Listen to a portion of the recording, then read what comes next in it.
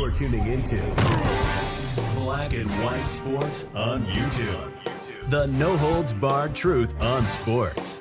The main event starts now. All right, Black and White Sports supporters. Well, we've got possibly the dumbest owner in all of sports, and I'm talking about an owner of the Atlanta Dream of the WNBA. By the way, this is the franchise that forced out an owner because she was a Republican. That happened in the, I believe, the summer of 2020, the summer of love, if I remember correctly.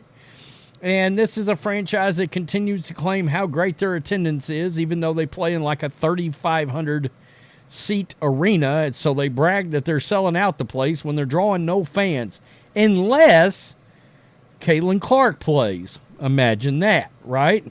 So the very person that is drawing or did draw 600,000 fans in attendance and got how many million plus viewer games across various networks and a 3 million plus viewer all-star game, the owner of a WNBA franchise has come out now and is calling Caitlin Clark fans racist and sexist.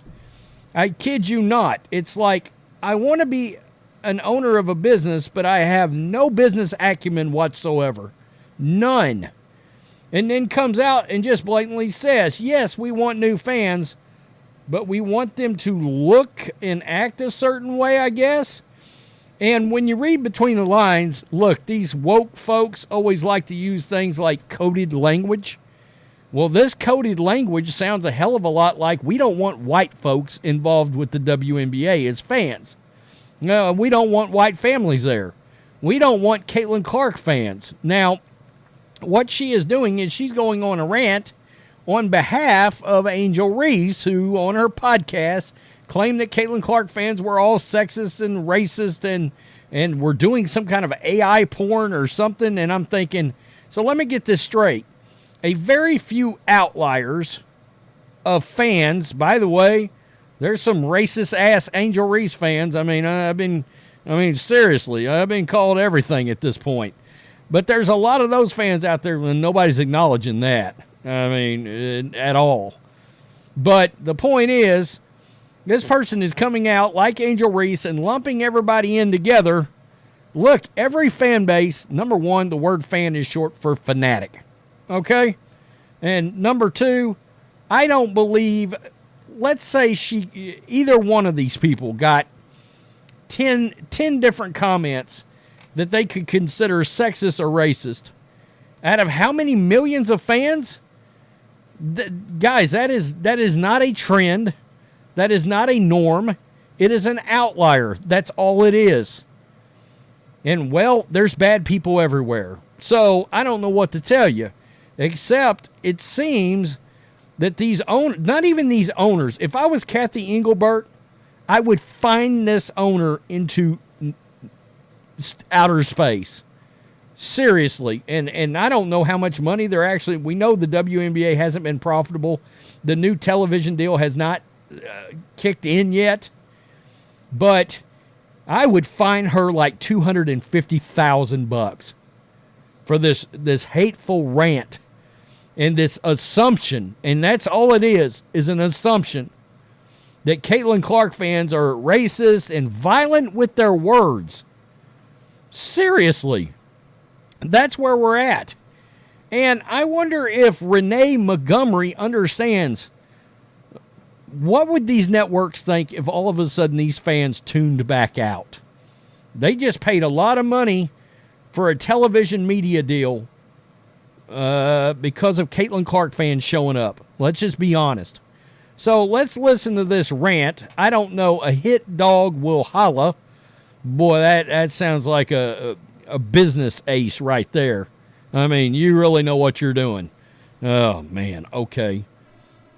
Group cannot be a representation of what the WNBA would want in their league. This is our league. This was built, I feel like, as a women's basketball historian myself, I've been watching since I was 5. I was here before the league started, as a lot of the fans on social media feel the same. That ain't a representation of us. Y'all not like us. They not like us, okay? So please don't confuse me saying motivated by hate by meaning hating on a team the way a normal die-hard fan would. For instance, let me just give you some examples. A die-hard Falcons fan can hate the Saints, but they would be going a little bit too far if they created nude AI pictures of Saints players and then sent them to the Saints players' families. That's what Caitlin stans have done to Angel Reese. A die-hard Tennessee Vols fan could have hated our UConn Huskies, but they would have been going way too far if they sent death threats to the UConn players. And that's what they've done. That's what Caitlin stans have done. A die-hard Celtics fan could hate the Lakers. And you know what? If we being honest, that Celtics fan base has definitely gone too far with some of their racist remarks and their treatments of players. It's not okay. It's okay to be a hater in sports. Like, hating in sports is a part of the game. Like, I like when our fans are so engaged and so passionate that they just don't like the other team. But being racist, sexist, and violent with your words, come on now, what are we doing? Come on now, that's not acceptable. I mean, honestly, imagine if one of the stands said the things that they were saying. What if they said it to your daughter, your wife, your cousin, your sister? Folks might be... Here's the problem.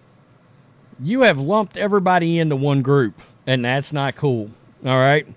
No doubt, every fan base has got some crazies. Every single one of them in sports has got some crazies. But to put all of these fans under some kind of umbrella is so ignorant. And it's ignorant from a business perspective. You're an owner. I mean, honestly, Kathy Engelberg should consider stripping her of her ownership. I kid you not. I am floored that this, I hope this doesn't get overlooked, because if it does, frankly, swept under the rug, all of us fans should consider a boycott of one of these Indiana Fever playoff games. How much is the WNBA and Kathy Engelberg going to like that? That a game that they're probably crossing their fingers is going to get 2 to 3 million viewers, all of a sudden you look up and it's part of your same old 500,000 fans show up and check it out. I'm sorry, but these new fans are going to get tired of being called sexist and racist and all this other nonsense. It's crazy. And I cannot believe these owners and these players and these ex-players do not recognize the value of this newfound viewership and fandom. Monetary value. Y'all want to grow, and let me just keep it real, and I'm going to keep it real. You want to grow as long as they're black and gay. There, said it. I mean, you literally, I don't want to see these white families in the stands. That's what it's about. Let's be honest. They look too much like me. Probably support Trump. Oh, my goodness. We can't have that. And as you can imagine, Renee Montgomery got destroyed here. This is incredibly irresponsible rhetoric from a team owner. Absolutely. It's crazy. You should be stripped of your ownership. I mean, my God. It's crazy. And to act like this isn't a two-way street. Some of the hateful things that have been said to people like me, from Dejanay Carrington fans and Angel Reese fans and the list could, Kennedy Carter fans. It's wild. And guess what? I'm not going to run and tell. It's crazy. There are fanatics in every fan base. And if you're going to grow at the rate that they're growing, you got to take the good with the bad. That's part of it. You're an Atlanta Dream co-owner, but you aren't grateful Caitlin Clark fans helped make that game the most attended WNBA game in Georgia. It's baffling that this owner could be this dumb, and let me keep it real, this racist. And yeah, it feels racist as all get out. Just come out and say, I hate white people. Just say it. Hey, just rip the Band-Aid off. Or just come out and say, I hate conservative America. Say that. You know? And the fact is, Caitlin Clark's politics probably don't align with mine. I don't care. She's a great basketball player, and she doesn't blatantly come out and talk politics, and she's entertaining, so I want to watch her play. Period.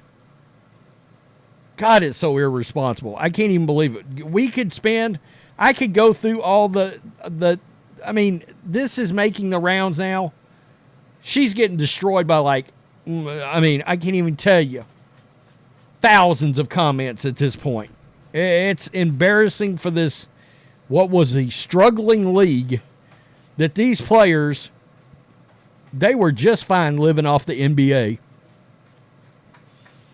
I mean, your league's not profitable, so you was fine getting something for nothing. People weren't showing up and they weren't tuning in. Oh, but the NBA will support us. Yeah. Tell me what you think. Wow. Unbelievable. I mean, seriously. This is just like Disney. We're going to make all this content that's got all this political ideology in it, and when it fails, we're going to call all the fans sexist and racist as a get-out-of-jail-for-free card. All right. Peace. I'm out. Till next time. Thanks for watching the show. Be sure to like, comment, and subscribe. Be sure to tune in next time on Black and White Sports.